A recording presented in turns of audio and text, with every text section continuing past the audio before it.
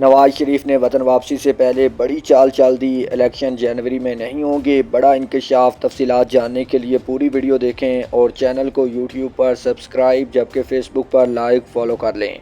نجی T V channel دنیا news کے مطابق پارٹی سرائے کا کہنا ہے کہ نواز شریف سعودی عرب، یو اے ای اور قطر کا دورہ کر سکتے ہیں۔ نواز شریف کے مذکورہ ممالک کے دوروں کے انتظامات جاری ہیں۔ سرائے کا مزید کہنا ہے کہ نواز شریف پاکستان میں اربوں ڈالرز کی سرمایہ کاری معاملات آگے بڑھائیں گے۔ نواز شریف کے ان ممالک کے سربراہان سے ذاتی تعلقات قائم ہیں۔ نواز شریف کے وطن پہنچتے ہی ان ممالک سے اچھی خبریں آنا شروع ہو جائیں گی۔ نواز شریف کے آتے ہی ملکی معیشت پر مثبت اثرات پڑنا شروع ہو جائیں گے۔ سرائے کا مزید کہنا ہے کہ مشرقی وسطی نواز شریف کے دوروں سے عوام کے لیے خوشخبریاں آئیں گی۔ نواز شریف کے دوروں میں ان کے معاشی ٹیم اور دیگر اراکین ہمراہ ہوں گے۔ نواز شریف آج کل لندن میں ملکی معیشت کی بہتری کے منصوبوں میں مصروف ہیں۔